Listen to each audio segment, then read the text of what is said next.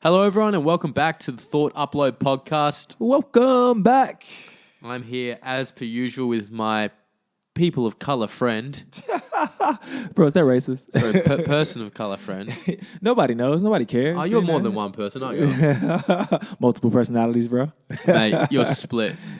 You're split. You're part Indian, part African.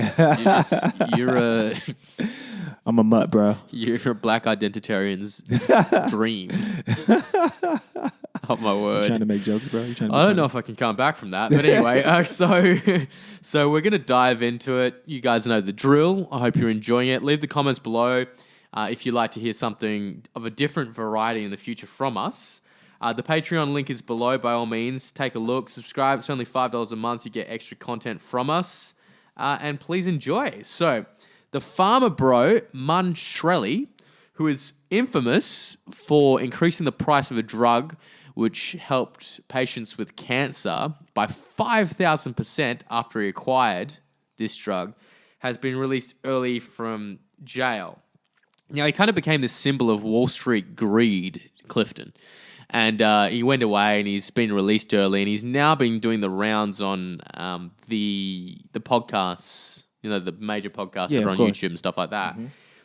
Anyway, it's interesting to see what place in the world do these people have after they've committed acts of crime. So he went away for securities fraud, and then he also went away with, I'll just get the article up. So it was 2 counts of securities fraud and one, so 2 counts of securities fraud. So my point is this kind of rings true to historically people like Jordan Belfort, who was glorified in The Wolf of Wall Street. And I find it interesting how white-collar crime, Cliff, the people that go away, they come back, you know what I mean? They seem to have a resurgence. Now, I'm not saying that it should be condoned, their behavior, but it's certainly more glorified than, do you know what I mean? Like obviously there's Ted Bundy, on the criminal side of things. Yeah, of course. But in terms of glorification of I don't know, some sort of aspirational thing to do, it seems that white-collar crime is idolized a lot more and kind of like, you know, oh, whatever type thing.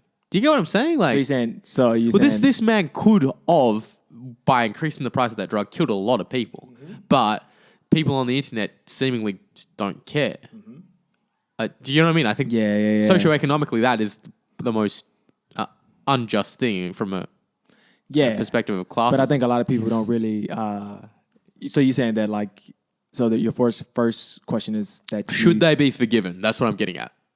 Ooh. Yeah, right?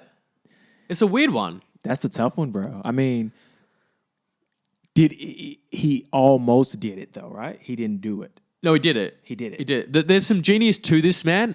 He's guilty of 2 counts of security fraud and 1 count of conspiracy to commit securities fraud. Yeah, exactly. Okay. So, fascinating dude. But I think the reason people kind of idolize these figures is because they are, typically speaking, very smart. Yeah.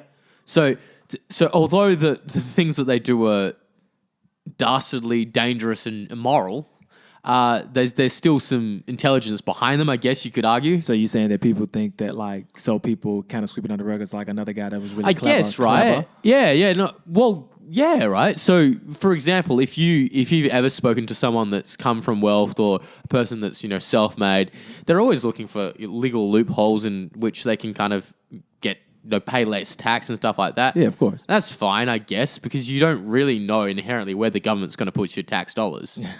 Ideally, you'd like to know. I mean, if you sit on your you would love to know. Local council and kind of sit down at those meetings, and but the average person doesn't have the time to do that, right? They're just doing this stuff. I mean, I think it's, you know, it's crazy that this guy could actually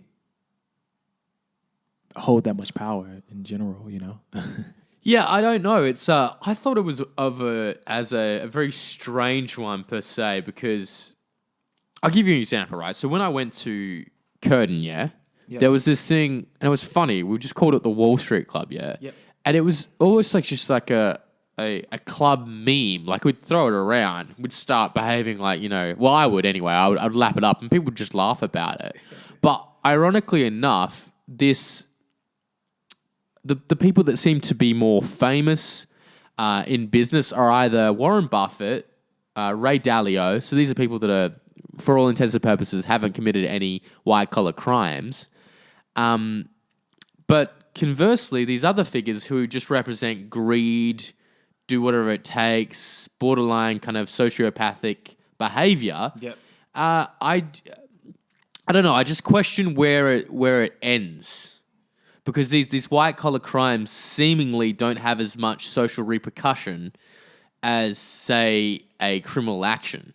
Do you get what I'm saying? Yeah. Like, for example, like, it's just they did it, they get away. We kind of socially humiliate them. Yeah. But it's no real repercussions because they can go back out and do the same thing again, or they can go back out and still have like the connections and Imagine the money. Imagine Martin Shkreli at a bar, right? And he's talking to a chick. And the chick doesn't know him, right? And she goes, "Oh, tell me about yourself." And he tells the story about what he did and how he went to jail. That's a much cooler story, and the chick's going to hang out with him longer than if he goes, "Oh yeah, I'm an axe murderer." Do you know what I'm saying? But in all seriousness, we'd be neither here nor there. Yeah, either or. But like, you see what I'm getting at? Yeah, it's a crazy one. Yeah, crazy one, man. So what do you suggest? What would you suggest? I would suggest that it would be, there needs to be more understanding of what the rules of the game are, I think anyway. I think more education is necessary. And what do you mean when you say the rules of the game? Well, because there always are seemingly loopholes behind it. For example, pricing of drugs which result in life-saving, cures for things. Yeah. They need, like, don't get me wrong, obviously this remedied cancer. Yep. And other things like that.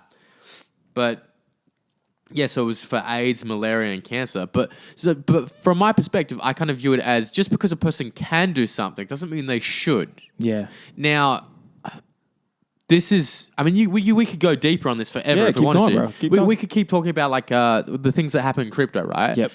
I think it's primarily because when there is an unregulated wild west of a market, so 100% pure free market, not a lot of government intervention. The SEC in America aren't intervening in any way. We're just kind of like letting things unfold. Yeah. I think the problem with this inherently is that because nothing's established and certain things can't necessarily be predicted, bad actors get away with it. I.e., you can have this kind of like pump and dump scheme and stuff like that. So all this guy did is he analyzed, okay, this drug is necessary. There's a certain percentage of the population that need to buy this drug, which means I've got X number of buyers. The price is set here. I want to make a quick buck. What's the easiest way to do that? We'll set the price really high. Now, you get what I'm saying? Even, because from his perspective, he goes, okay, so I'm going to put off some buyers, but they need this thing to live. So there's no, I mean, that's so immoral to the point where it's just like wow. Yeah, but I mean, at the same time, I do understand that the American healthcare system is a lot different from the Australian healthcare system. Yes, definitely. So, which is crazy. Yeah, man. I think if you don't work, you don't even get any health entitlements. Is that right? Yeah. Say it again? If in America, if you don't work, is it correct that you don't get any healthcare? Or access? No, there's like public aid and like public health care and like ways for people who are like underprivileged to have access, and they have to pay out like a certain like amount, right? So they may have like this amount that they can spend per year. So there are some situations where, but like I think if you make over a certain bracket of money, I haven't lived in America for 12 years now, but like, if you make over a certain bracket of money, it seems that you don't have, you need to get your own private like insurance to make sure, that you have healthcare and access. Interesting. Okay, cool. You could just walk into a hospital if you needed to, but you would be paying out big fees. That's my point, is I think there needs to be more education for what the rules of the game are for the people that are playing it. And then also, don't get me wrong, there's going to be someone in the comments now that goes, but Mason, there's still going to be someone smart enough that finds the loophole in the rules. Sure, I get that. But at the same time, it's still necessary for education first and foremost. But then are you asking a question about like social response and like social penalties. Well, yeah, okay. Social responsibility, right? This is something that was taught, drummed into us again and again in business school when I studied my degree. Again and again, it was taught to us that historically, all a company will do is if they're damaging the environment through, like, say, fossil fuels, which is a hot button topic for a lot of millennials. Yeah. I'm a little bit neutral on it. Hey, random. There was this video. Don't mind. And somebody was like going on and she was like saying like, this is wrong. This is wrong. But then there was a meme about what's your lady over in Queensland with the red hair, your politician? Gillard? No. Pauline Hanson? Yeah, Hanson. Yeah, and she was saying something. She made a comment like the coral reef is like better than it's ever. The coral reef looks better when it's white, or something like that. Like some statement. Oh, like okay. Something random that just made me think of that. Pauline Hanson is honest, to say the least. It's the next level. Jeez. But yeah, no. So it's interesting, and my point being with what I learned in business school is that historically, if you look at companies, what they'll do is they'll contribute to a negative, right, in the environment, and then they'll just compensate for it, So they'll throw money into things that remedy their damage. Yeah. I mean, do you know what I mean? Like, in a mathematical sense, that's weird. Yeah. For me, it's kind of like, okay, I put out -1 into the environment, and now I've reduced things to 0. Well, that's not progress. It might be, but even that statement doesn't make sense, right? Because like my example of that math, it makes sense mathematically, but in reality, you're still taking 3 steps backwards. For sure. And then, unless you're planting X amount of trees, like, do you get what I'm saying? The impact of the environment is far more complicated than what people make it out to be. Yeah, of course. So, but we still got politicians who are like denying that like we have any play in what's going on like with the environment. Well, because it's such a nuanced and complicated problem, the solutions to it need to be just immense, really. Yeah, they need to be quite dramatic too, right? Yeah. They need to be dramatic. They need to be like complete, like, would you say 180? You made 360, I'd say. But 360 put us back where we started, right? If you want to use that. Yeah, sure. But it depends on what you're saying when it comes to a climate change solution. Maybe you're saying it's to do with... What I'm saying is that they, like... You're saying that there needs to be like some like shift, some like move towards some real... I'm getting at there needs to be some technological innovation that proves the solution. I don't believe that there's going to be collective change among people. But there is, right? So people have to collect. So people have to accept the new technology for collective change. And I think... Oh, yeah, okay. And I think that in itself is a gray area, right? Because anytime we're doing something new, there are going to be people that like... I wouldn't privatize it though, Cliff. I'm suggesting more like a government implementation thing. Yeah. Yeah, just because it's more central and you control... You know what I mean? Yeah.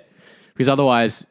You'd have to rely on mass adoption. But governments are. So are you suggesting that governments are waiting too long? They're waiting too late? Oh, no. I think the sense of urgency will increase within the next 30 years. For sure. It'll just take our generation to get into office and then, Yep. So you like... It'll just happen. You're a firm believer in this, like, let the old people die off and then, like... Yep. Take over. Sorry. Let them die. Let the boomers die. I love you, Mum and Dad, but still, I mean, whatever. Like... If you're gripping onto nostalgia too hard, then get with it. So what's your conclusion on this topic? Do you think that ultimately Martin needs to be socially ostracized, and like, does he need some help? Like, I mean, I guess, I'm going back to your original thought. Like, I don't know, what do you do with somebody like this? Yeah, you get a slap on the hand. I haven't seen any apology in these podcasts that he's been a part of. I haven't seen any reflective kind of thing. Was he trying to prove a point? I think so. I think the man was just... I mean, a lot of times, like, a lot of guys are like... I think he likes being the bad guy, though. Yeah. See, I don't think he actually believes... No, 100%. This man does not... He likes it.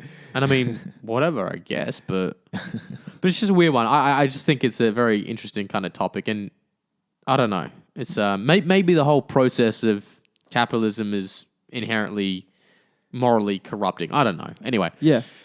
So you have the next ball that you're going to serve to me, mate. Serve me some balls. No homo, bro. So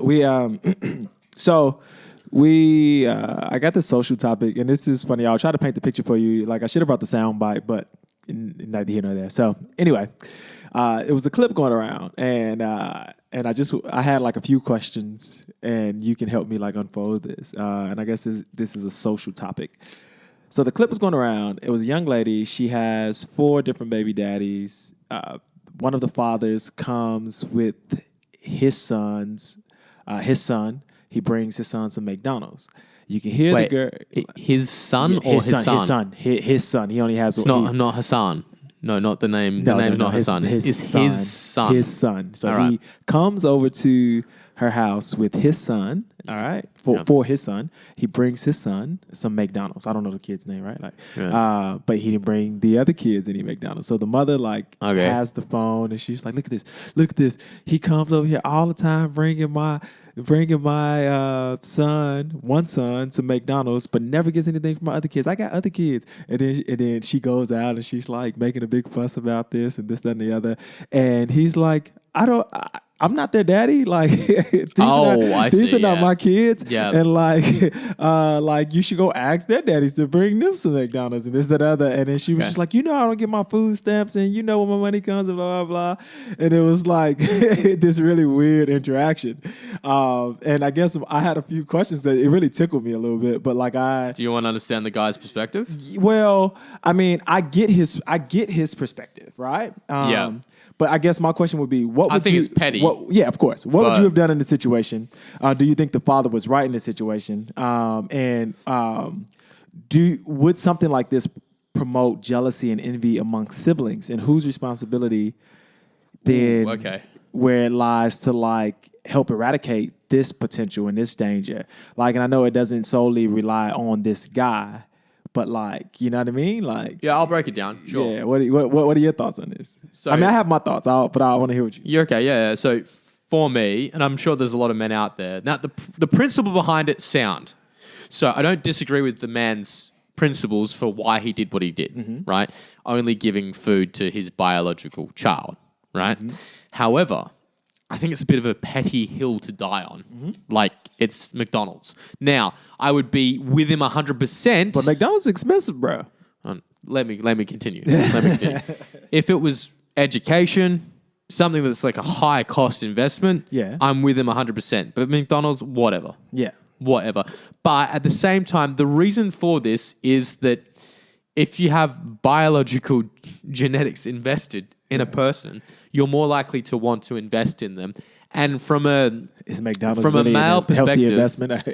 But from a male perspective, it's they view themselves as being cucked in a way. That they're investing in another man's children, and they don't like it. This is why a lot of single mums are a little bit up in arms sometimes when they're dating, because it's difficult to find a guy that's going to be okay with being in the children that aren't theirs in their lives. Now, back to your question about whether it impose jealousy. Can I for jump sure. In here? But when you date a woman that has children, that's the whole package, oh no, people know that. Yeah. I'm just saying for people that don't, you know what I mean, that don't want to. Yeah, that's usually controversial to say. Yep. But there are people out there that don't want to. Yeah, I get that. So I get in my head, it's I get him. It's he may be paying child support. Yeah. He may have all this other stuff going on, so he may not be financially put out for the other kids.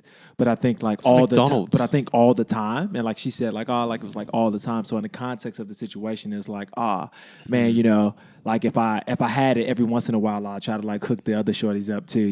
It's just one of those things where it's then maybe we shouldn't be buying the son McDonald's, and we can spend that however much, on some food to go in the house, and then everybody can eat, So it's I don't know. If she really cares that much, she'll go out and find another guy. It's brutal, but it's true. Yeah, or maybe. Because if the guy has more disposable income, maybe she's trying to change her life, bro. Maybe she's trying to be on McDonald's, bro. How poor is this guy? Come on, I could afford McDonald's. Pick me, I'll do that. Whatever. But you get me? You're saying she needs to go out and find another guy. Pretty much. Provide McDonald's for the rest of her kids. Yeah. But it's silly, right? McDonald's is pretty cheap. Yeah, I guess. How many kids? Well, she got 4. Okay, so what? Let's say it's $14 for every meal. So what? That's a big hit, bro. It's not. You're coming over It's a like few times a 60, week. $70. It's not a lot, though. You're coming over a few times a week. That's a hit. Yeah, it's not a lot. So you're saying So a few times a week, is it? Yeah. So you're saying you would. So you're saying that you would, like, even if it wasn't your. They're in a serious relationship, or he's just messing around? They're not in a serious. They're not in a serious relationship. This is just the baby daddy. Then she should stop complaining. Then, if it's not, then this is just the baby daddy, bro. yeah, no. If it's not serious, then he's not living with her. Is he living with her? No, it's just the baby daddy, literally just coming to see Then no, his son. no, I don't agree with her complaining. Yeah. And I don't agree with him being petty. I don't agree with both of them. Get Get rid of them both. So then, what would you have done? Get rid of them both. Like if you were in that situation, like, and you were, and I'd kick him in the balls and I'd put a mask over her mouth. yeah, or whatever, bro. I thought it was a funny like topic though, because like It is funny. in the video, like you're just like,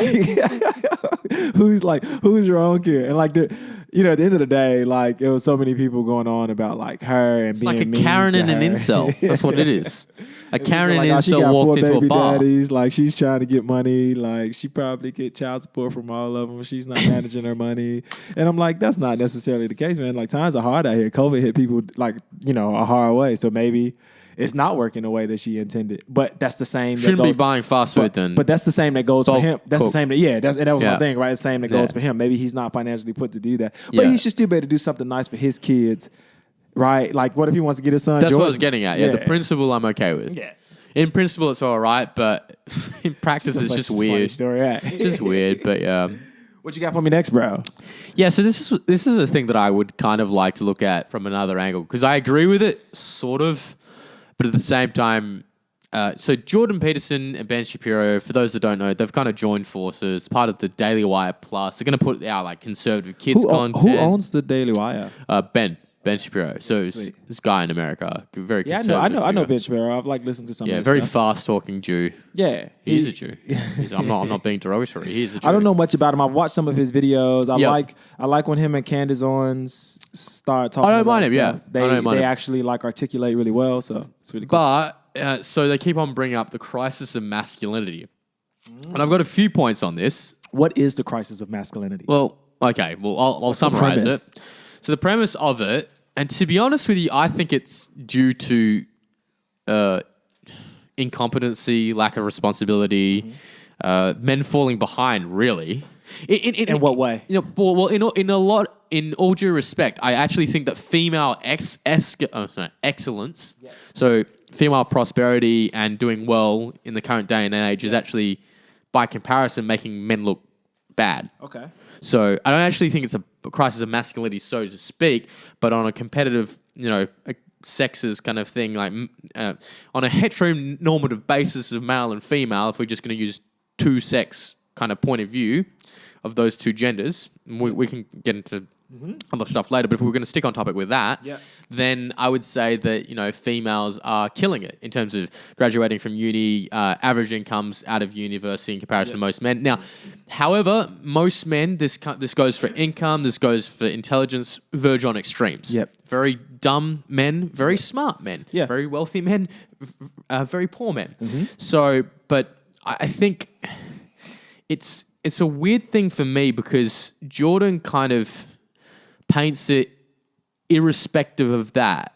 He doesn't, and I don't think that's a bad thing, but I think that what he's getting at is the pushback from the far left in America, blaming men, creating this kind of self-loathing for them being part of patriarchal historical oppression, stuff that historically, is not their fault, right? And that's fine. But at the same time, I think as a man, you should be focused enough to block all that out. So what I'm getting at is the quote-unquote shitting on men, right, is only done from a small minority of voices online, which is highlighted, that generates a mass amount of attention. So I don't believe it's the consensus among the entire population that people believe that men are constantly oppressing them. Yeah, I don't think that's the truth. No, Like, I mean, why would people? You see so many people in healthy relationships and stuff like that. So I don't think that that's always the case. But in some situations, there probably, and I know there is toxic masculinity, but generally that toxicity comes out when people are trying to that's make cool. up for others. That's cool to say, but if you're going to say that, then there's also toxic femininity. Oh, for sure. So as long as the person accepts that. I don't disagree with that. Yeah, so no, but it's a strange one. I don't know. It's because it keeps going on and on. I don't think it's healthy, right, for a person to point out a problem consistently for a gender, because I literally believe it becomes a part of a self-fulfilling prophecy. But what problem are you talking about specifically? That there is a crisis. Like, do you get what I'm saying? That if you say that there is a crisis in masculinity, then we go on in this kind of line of thinking. Personally, I go, okay, well, what is it to be a man, right? And then it becomes absurd. Am I smoking cigars? Am I sleeping with a lot of women? Am I in an American Western punching women on screen? Like, no. Do you get what I'm saying? Like, I mean, what I'm getting at is Jordan Peterson's version of what is masculinity is not the same thing as what modern day people would perceive as being masculine. Yeah. So what do you? It's an evolving thing. What do you perceive as masculinity? Sure, hardworking, competent. I would say intelligence has to go in there, and then I would have to say, I put empathy in there, and then I also like to believe that men like things typically more than women are more interested in people. I'm making a sweeping generalization here, by the way, Very guys. sweeping. But men are more typically interested in things, creating things like that, and women are more interested in people. So I think that there is kind of like there needs to be some sort of creativity on a technical level or something when it comes to being a dude. But even in my representation of what is a male, it's limiting. That's what I'm getting at. It's limiting. Yeah, I mean, because that's based upon like your worldview. And like what you've taken from society and said that this works for me, this works, for them, like, and that may not work for me. And I think, you can't just kind of ping masculinity as like one thing, Like this is a great, so this is a perfect example of what I'm trying to get at, Cliff, right? Most women say that they want a dominant male, right? Right, in a relationship. Now, this is not to say. This is not to say. I'm glad you said most because it's not always the case. It's not always the case, but this is what I'm getting at: is that most of them do, not all, but at the same time, the people that do, they don't want like a bully. They don't want someone putting them down. So I don't think that people say they want a dominant man. So I think we should change. Talking about the bedroom usually. But I let's take it away from like dominant and more to like I think people want a man that they can feel secure around. Sure. Okay. Stability. Stability is a better word. Stable around, and like I think dominant like is the word that's used I think too much. In the sense that you link it with power, sure, right. Like, and I think like that there's an interplay in a relationship where women are gonna have times and situations where they're more dominant. But that's what I'm getting at. Is that I don't think it's a binary thing. It's a multifaceted thing in which there might be. It's nuance, bro. Yeah, a chick might be more of a leader in certain roles within the household, and the guy might kick back at some occasions and then take the lead in others. So I don't know. I think it's a very comical kind of aspiration to be the utmost aggressive, take charge kind of dude. Yeah. Like, unless you're in the military. Do you know what I'm saying? Yeah. Unless you're in a role in society which it calls for that type of behavior. Yeah. Then sure. Do you know what I'm saying? Like, you should have that type of behavior inside you. It's kind of like the darkness or whatever, but you should be able to control it. And I think for civility. And I think the modern woman wants somebody that's driven and what's the word? Driven and driven and is finding purpose and like learning as they go. I think I think society like has changed in the sense that like we all know that like we don't know everything and there's so much to learn. Well, a lot of women these days, because a lot of men online complain about women being they want men at their level or higher, that blah blah blah. But at the same time, there are still women out there that will make a compromise, which I think is a pretty fair compromise in that a man self-actualizing, putting the action and work in, he's got potential. Do you know what I'm saying? They'll still they'll put a bet on you if you're a horse in a race, mate. So it's just a strange kind of thing that I think needs to go away. Yep. It's old. Yep. Sure, there's a crisis of masculinity. Okay, great. Yeah. Let's move on. Yeah. So I don't know. Yeah. I think that term is more, related to traditional standards of husband, wife. And you talking to Ben Shapiro, isn't he like Christian? And he's Judeo-Christian, and so very traditional. Jordan Peterson says a lot that he acts as though God exists. Yeah. So very interesting.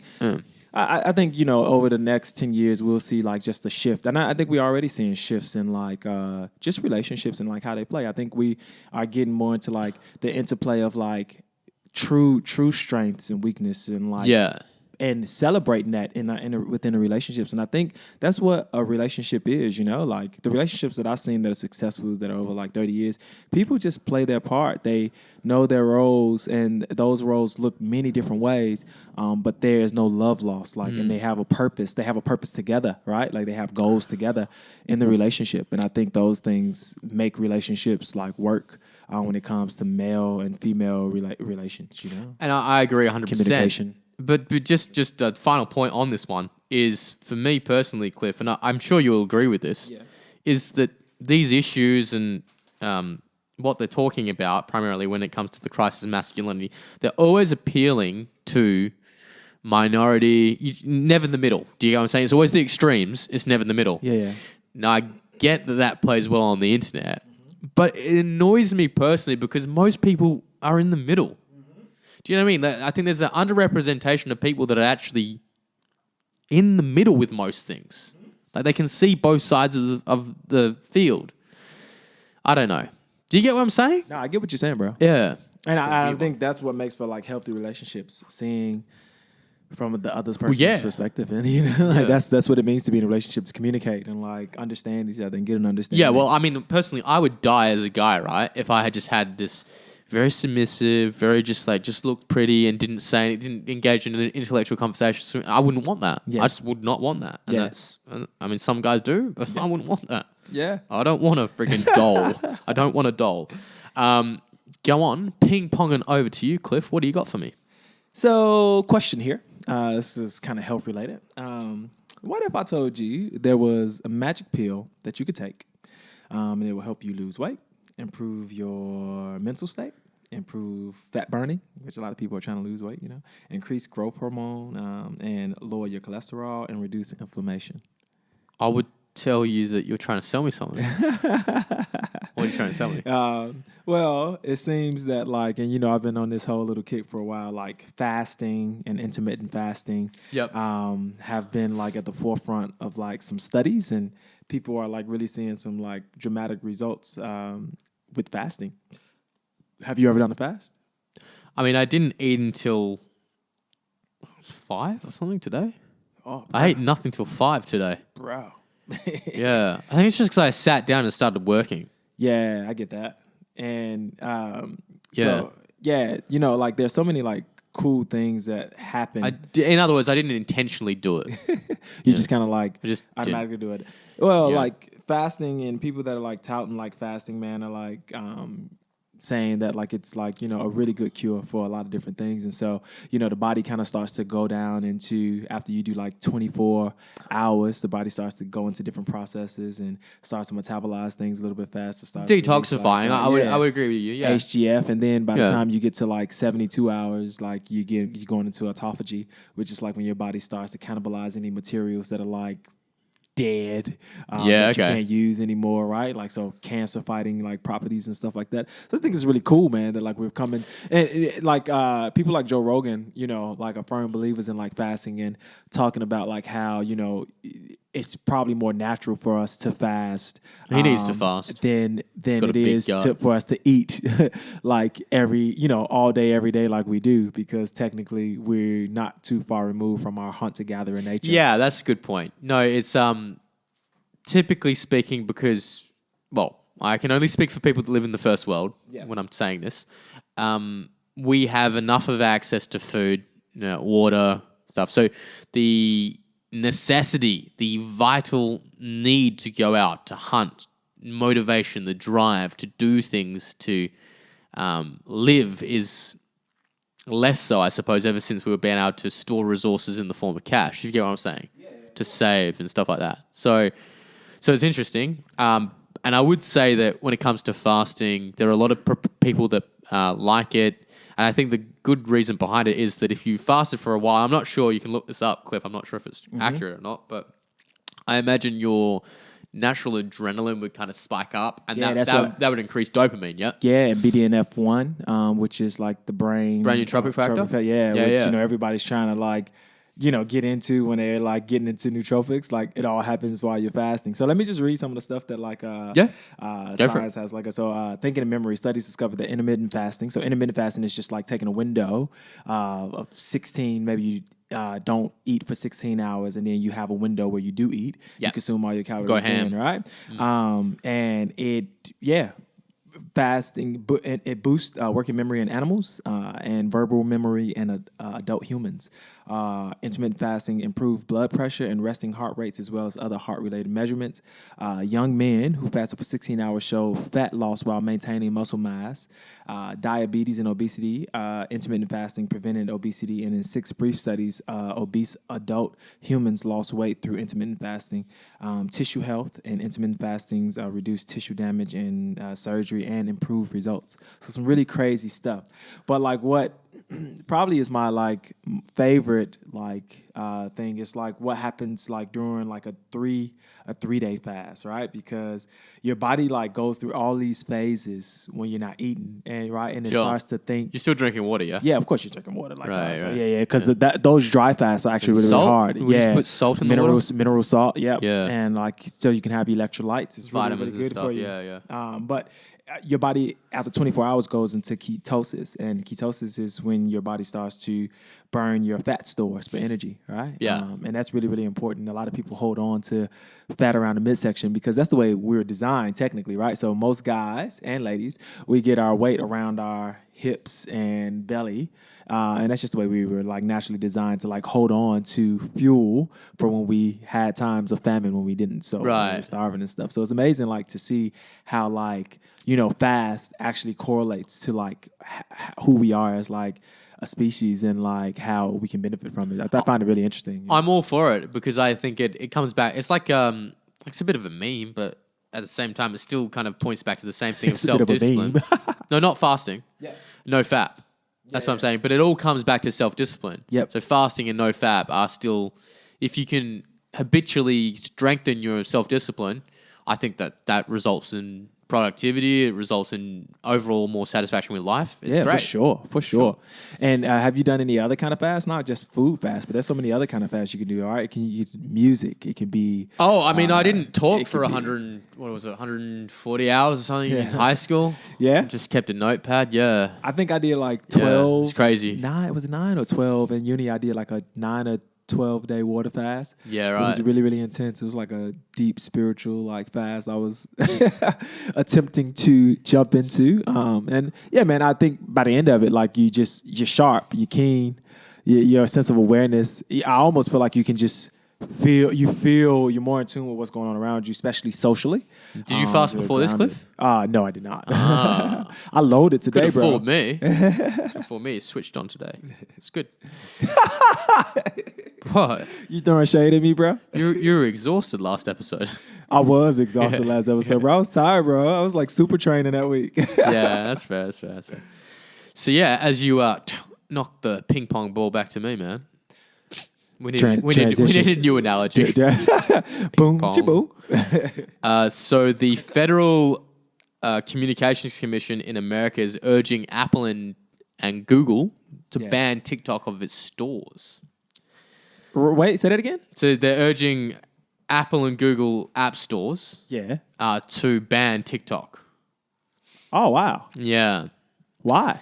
Well, I think it's hypocritical. And so from an American's perspective, but wait, tell me why are they doing this? Because they fear for government involvement in TikTok from China, right? So it's a nationalistic thing. Yeah. But I mean, still, Google and Apple, If you're telling me they aren't spying on their own citizens, do you get what I'm saying? It's everybody's collecting data. Everyone's doing it. Yeah. But I mean, it could be utilized and like pushed in the wrong direction. Absolutely. But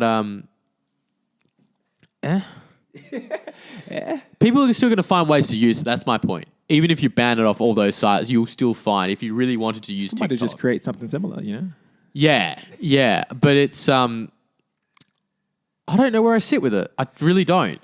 Because I think from an American perspective, if you look at what their government... Look, so the general American argument with it, from what I've heard online, you can correct me if I'm wrong, because you are more American than me, obviously. Yeah, but I live here with you, man. I know. But I'll voice it anyway. So from what I've heard is that people in America view it that because China has so much involvement with their companies, right? They've got way more involvement with any successful company. ByteDance is one of it. ByteDance owns TikTok.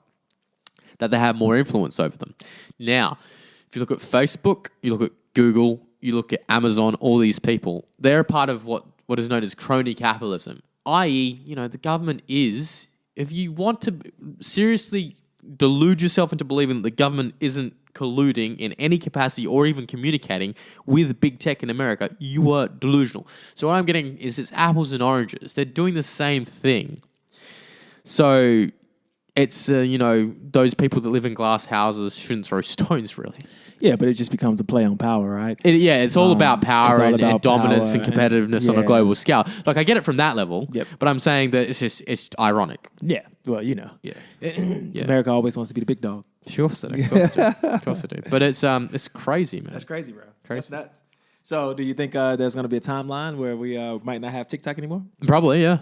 That's crazy. I would bank on it, yeah. Yeah, you bank on it? Yeah, well, I mean, I know they had TikTok, Vine. Vine was TikTok, man. TikTok also has been getting a lot of what do you call that? Like backlash for being letting things slip through to children and stuff like that, and things that like children shouldn't see in the algorithm. Yeah, which is really hard to control for Western TikTok. Yeah, so it's really Chinese because they've got two different versions, right? Chinese TikTok is just about like science and stuff like that. It's because they're giving us the bad version. That's pretty cool, bro. Yeah, preparing the next generation for space. But I think that's where the complaint lies. Is why do you guys have this optimized, cohesive, good stuff, good. You know what I mean? More productive TikTok versus the Western version, which is we're just going to give them degeneracy. But didn't they change theirs? Like it wasn't initially similar to the way, or you know what I mean? Wasn't it similar to? Oh no, I just think TikTok are just targeting an audience. Yeah. So it's good business practice. It is good business. They're just trying to captivate attention. So, yeah. Yeah, bro. Yeah. There you go. There you go. I'm hitting the ball back to you, man. Boop. Caught it. That ball. So, bro, I just been like, I have been following some of American news. It's like busy to keep up. But I was thinking about this mass shooting thing. And I guess my question was to you, Which one? Well, there's a lot I'll tell you. So my main question is, do you think, did Australia solve mass shootings by surrendering its guns? That's like my question. But America's had a total this year, as of now, 337 mass shootings, 387 people dead. Yep. 1,405 people wounded. Mm-hmm. 3 of these were at a school or university, and 2 of them were at places of worship. Yep. And yeah, man, that's a lot of shooting. I don't think Australia's had any.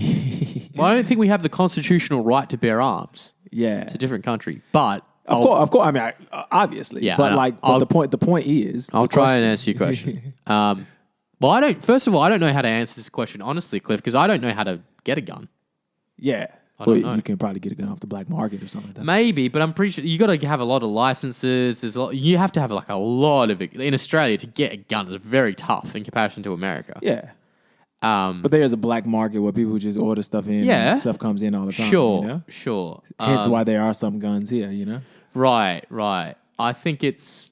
But yeah, it's difficult. It's way more difficult, and the penalty is probably going to be way more harsher. If we're talking about weapons in general, I mean, I went briefly to a public school, which I won't name this public school because they won't like to hear this. Don't name the public school. But hopefully we can't find you online. No, but one of the students, I remember I was in grade 8. He pulled a knife on me, man. Whoa. So like, bro. you know, like it's just stuff like that it still happens. Yeah. But it's less frequent. Yeah. Yeah. And I think it's, there's one argument that says that maybe if you took guns away, your government is more likely to be able to take control of you.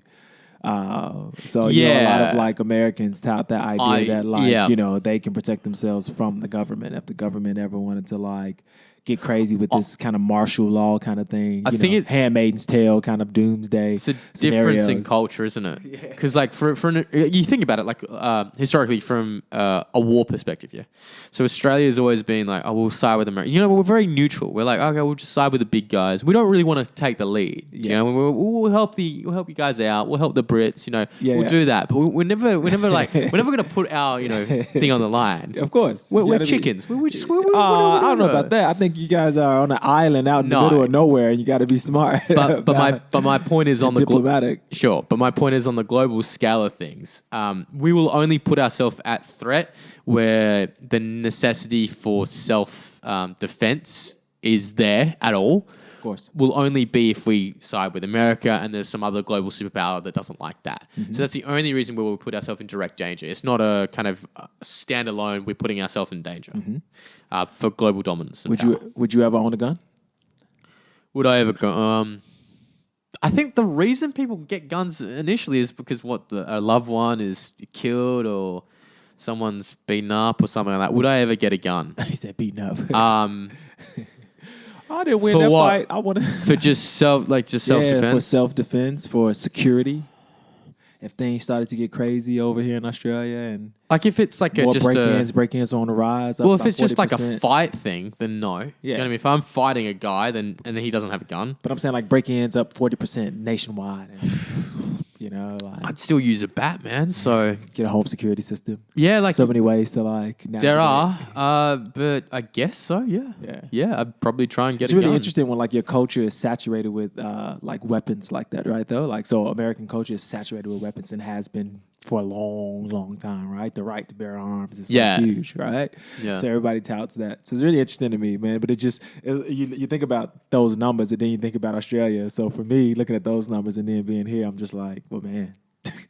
Gosh, it's rough, And the reason I brought that up is because I just had a cousin. Is that because America kind of like prior to the forming of the Constitution, the coming out of the Civil War? Was that? Yeah. Is that No. The Constitution is way before. Well, where's the right to bear arms coming? Do you know? The right to bear arms is the Constitution. No, I know that. Yeah. But where's that come from?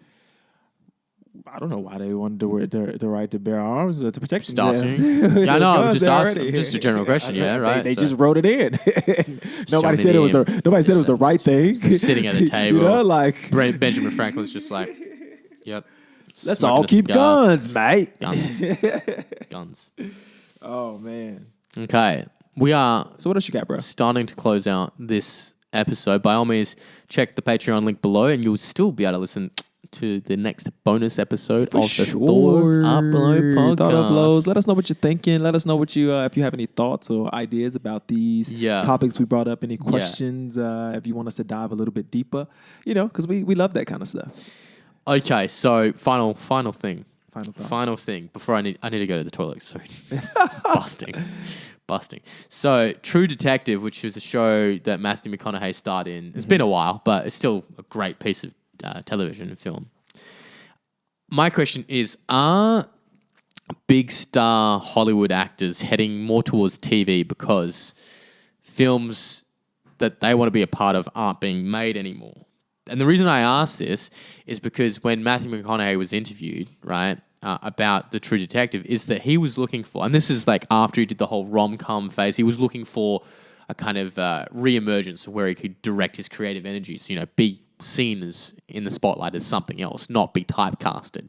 He was looking for character, content, timeline.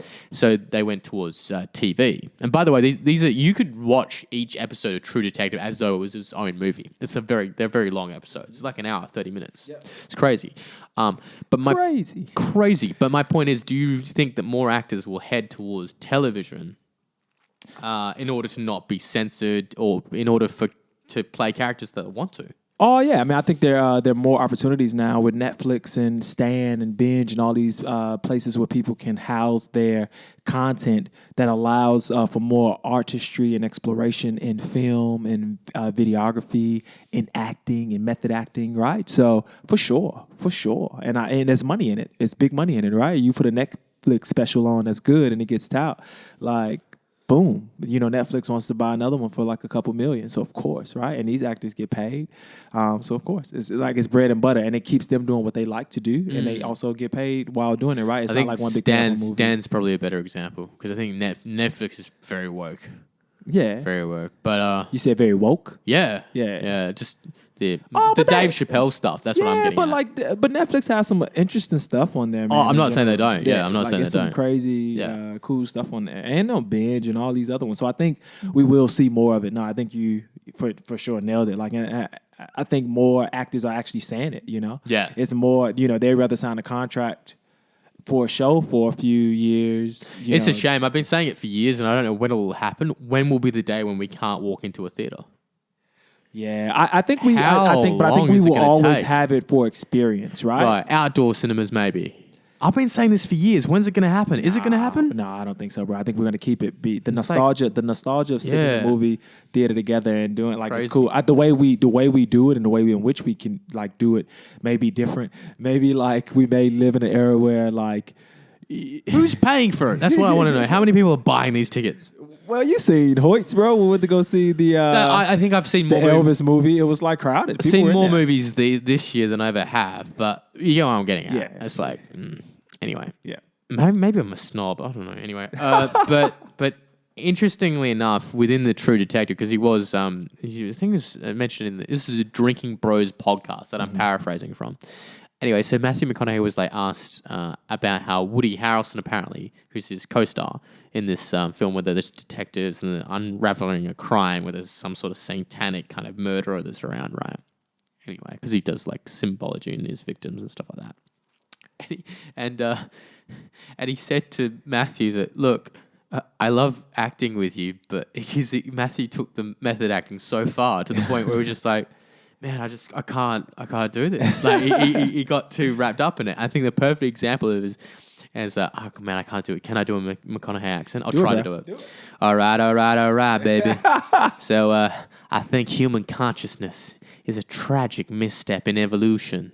We became too self-aware. Nature created an aspect of nature separate from itself. We are creatures that should not exist by natural law. And so it's a very pessimistic, philosophical. It's fascinating. Yeah. I think the dialogue in it is crazy good. Yeah. Crazy good. But yeah, that's awesome. I have to check it out, bro. Yeah. Yay. Okay, like, subscribe, and share this episode. For sure. We'll see you on the bonus episode. Peace. Bye.